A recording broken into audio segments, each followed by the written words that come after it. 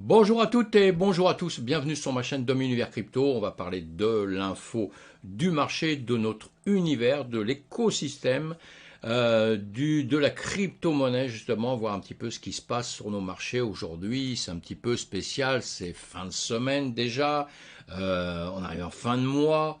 En plus de ça, un discours par les États-Unis, Powell, Jérôme Powell, qui va nous dire deux, trois mots. Enfin, ils sont réunis à pas mal de types en ce moment, à savoir un petit peu si c'est bien, c'est pas bien, ça va monter, ça va baisser, on fait quoi, t'as raison, j'ai tort, nous avons tort, nous avons raison, tout va bien, après tout, on s'inquiète pas, voilà. Ou alors, on s'inquiète, c'est une catastrophe. Le bilan il sera fait dans quelques temps. On va voir surtout comment tout le monde va interpréter ça. C'est surtout ça le problème. Mais c'est un petit peu drôle, hein, c'est quelque part. Je plaisante quand je dis ça que c'est un peu drôle, parce qu'évidemment que c'est pas drôle. On n'aime pas quand les marchés bougent trop. Et voilà, mais des réunions comme ça, quand on ressort par la suite, vous allez voir que le marché, normalement, il devrait bouger un peu, hein, à la hausse ou à la baisse. Ou alors s'il ne bouge pas du tout, là je comprends plus rien moi. Bon, allez, on avance un petit peu, on a marché déjà dans les médias tout de suite, qui est très rouge, un peu moins de vert qu'hier, un peu plus de rouge aujourd'hui, mais bon voilà, c'est comme ça, on le sait, on avance, guerre en Ukraine, ça ce n'est pas terminé malheureusement, les problèmes avec la Chine, Taïwan, machin, on redit ça tous les jours, mais c'est pas terminé, donc ça contribue à tout notre écosystème. Et sinon, le président de la Réserve fédérale américaine intervient à 16 heures heure de Paris dans le cadre du grand symposium économique. C'est le rendez-vous clé de cette séance de vendredi et de cette fin de mois en bourse. Évidemment, ils vont tous, je vous l'ai dit, hein, je ne vais pas répéter ça, ils vont tous blabla dans tous les sens et essayer de tirer des conclusions positives. Je ne dis pas qu'ils sont nuls, moi, hein, loin de là, hein, je plaisante un peu quand je dis ça, hein, mais ils vont essayer de tirer des conclusions et de savoir comment on peut sortir de tout ça d'une manière ou d'une autre. C'est là vraiment, évidemment, tout leur discours, le fond de leur discours. Mais personne, à mon avis, ils ont perdu la clé et personne n'est en train de la trouver actuellement, donc c'est un petit peu le problème, hein.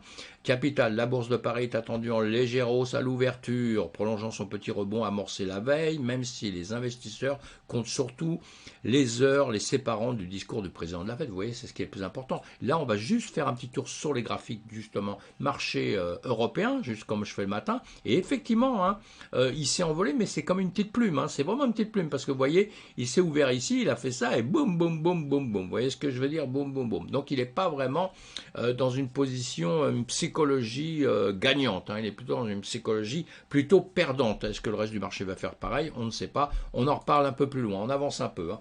Taux retour d'un optimisme prudent avant le speech de Jérôme Powell. Vous voyez, bon, des messages comme ça, il y en a un milliard, hein. C'est important quand même, hein. Bon, il y a des trucs un peu plus sympas dans l'immédiat.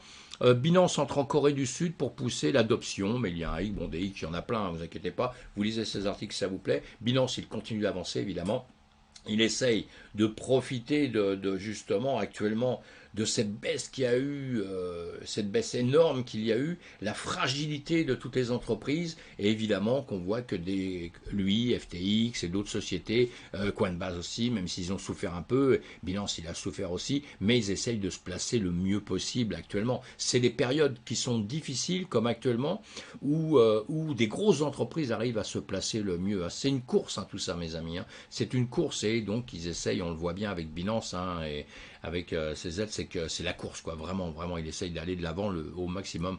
On lui souhaite une réussite, à tous les autres aussi, hein. Tout ce qu'on souhaite, c'est que les entreprises grossissent, nous, hein. On veut pas que les entreprises s'écroulent, on connaît déjà ça, ça suffit, quoi. Le bolivar vénézuélien plonge alors que la banque centrale cesse d'intervenir et que les dépenses publiques augmentent. Ça, c'est terrible pour eux. On ne va pas se moquer de ça parce que c'est terrible pour leur pays, mais là, c'est pas de la crypto, hein. On parle de leur monnaie à eux, et surtout à cause de quoi? À cause du dollar. Un dollar qui augmente énormément pose des problèmes dans le monde entier. C'est grave, hein, de dire des choses comme ça, mais c'est la vérité. Donc ça pose beaucoup, beaucoup, beaucoup de problèmes. Allez, on n'est pas là pour parler des marchés traditionnels et tout, mais vous voyez qu'il n'y a pas que la crypto qui souffre, hein. Il y a beaucoup d'autres domaines.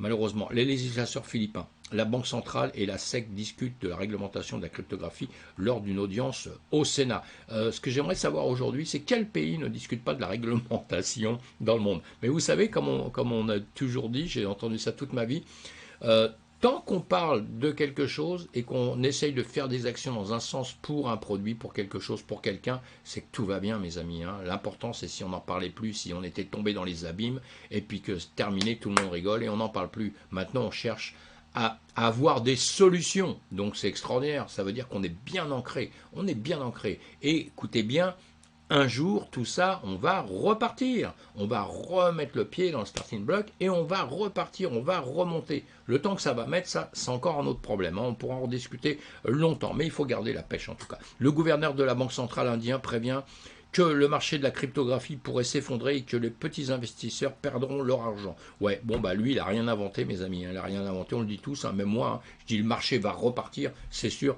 mais qu'entre-temps, il y a toujours des problèmes, évidemment, qu'il y a des moments où ça s'effondre. On l'a bien vu avec d'autres cryptos. Je ne vais pas citer les entreprises, tout ça, mais on a bien vu que les entreprises se sont effondrées. Donc il y a les marchés, il y a la solidité d'une entreprise, il y a l'intelligence des gens qui gèrent une entreprise. Tout ça, ça rentre en ligne de compte quand on rentre dans un boulot, évidemment. Et on sait très bien que si, je sais pas, une guerre en Chine, on va dire, avec Taïwan, une guerre éclate, avec Japon, Taïwan, le tour, les Américains qui s'en mêlent, les Européens qui s'en mêlent, là, je ne vous dis pas qu'on va être mal pendant un petit temps. Voilà. Mais encore une fois, ce sera, comme je dis, un petit temps.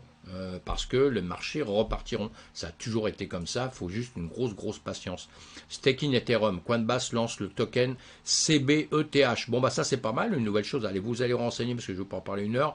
Et puis Coinbase vient de lancer le CBETH, un token utilitaire qui peut être échangé en dehors de l'exchange et utilisé dans la plateforme DeFi. Donc ça c'est important pour ceux qui sont un peu ancrés dans notre système, qui connaissent déjà un petit peu tout ça. Vous allez voir ça, vous renseignez évidemment, tout le monde doit le savoir normalement aujourd'hui, sinon tout le monde va faire des vidéos pour présenter ce genre de choses. Le plus grand dépôt Bitcoin de la plus grande société de guichet automatique cryptographique au monde deviendra public via un accord SPAC. Alors ça c'est pas mal, hein. Donc qu'est-ce qu'ils nous disent? Bitcoin Depot révèle un accord SPAC avec GSRM BTM après la transaction sécurise une valeur nette de 885 millions de dollars. Ils ont annoncé que la société serait bientôt une société cotée en bourse après avoir fusionné avec la société de chèques blanc GSL. Bon, c'est beaucoup de mots, beaucoup de trucs comme ça, hein, ça va vous saouler. Mais en tout cas, ça va rentrer en bourse, quoi. Voilà, l'action est de rentrer en bourse, hein, donc de grossir. Et c'est une grosse compagnie, évidemment. Et donc, tout va bien. Tout va bien dans le meilleur des mondes, encore une fois, une société qui avance. Hein. Bon, allez, on n'en parle pas plus vite. Pas plus, ça va durer trop longtemps sinon. Mais voilà, donc c'est les côtés positifs. Vous voyez, comme je vous disais tout à l'heure, on a beaucoup de côtés négatifs. Hein. On a plein de choses qui vont pas, machin. Mais il y a beaucoup de côtés positifs quand même. Là encore, un côté positif. Le prince Philippe de Serbie suggère d'introduire Bitcoin dans la salle de classe. Bah voilà, c'est pas mal, hein. C'est un type qui s'est pas mal impliqué déjà. Je vais vous lire une petite chose qu'ils ont écrit ici, je pense. Qu'est-ce qu'il avait? Le maximaliste de la BTC, bien que toujours une personnalité publique en raison de son titre, est devenu connu de beaucoup dans l'espace crypto à la suite d'une interview en mars dans laquelle il a déclaré: le Bitcoin c'est la liberté et c'est quelque chose que je veux pour tout le monde. Hein. C'est bien ça. Il a également assisté à la conférence Bitcoin de Miami en 2022. Cependant, le prince a suggéré qu'il n'avait pas le pouvoir de déclarer l'actif cryptographique ayant cours légal comme El Salvador l'a fait en septembre 2021. Oui, bon, bah, s'il est déjà positif et tout ça, même s'il ne fait pas un cours légal pour l'instant, bah, ça viendra avec le temps, Le principal, c'est d'avoir des gens positifs comme ça, et lui, vous voyez, il dit quoi? Il dit, on va en parler dans les classes et tout, on va éduquer les enfants. Bravo.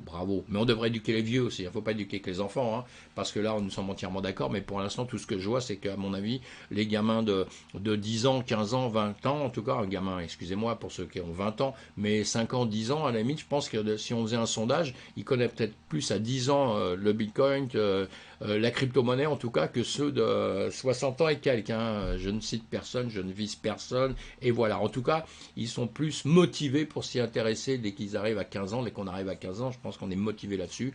Hein. Les vieux disent, c'est pas nous, c'est pas notre monde, c'est une autre époque, je sais pas, ça va tomber, ça va machin. Enfin voilà.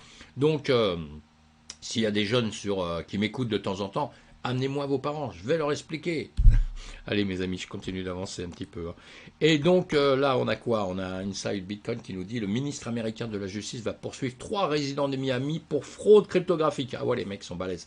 Alors eux, ce qu'ils ont fait, ils ont fait une arnaque, hein. Ils se sont fait envoyer de la crypto-monnaie sur leur banque. Après, ils ont dit à leur banque beaucoup d'argent, hein, beaucoup d'argent. Ils ont dit à leur banque, ah non non, c'est pas nous, c'est un faux.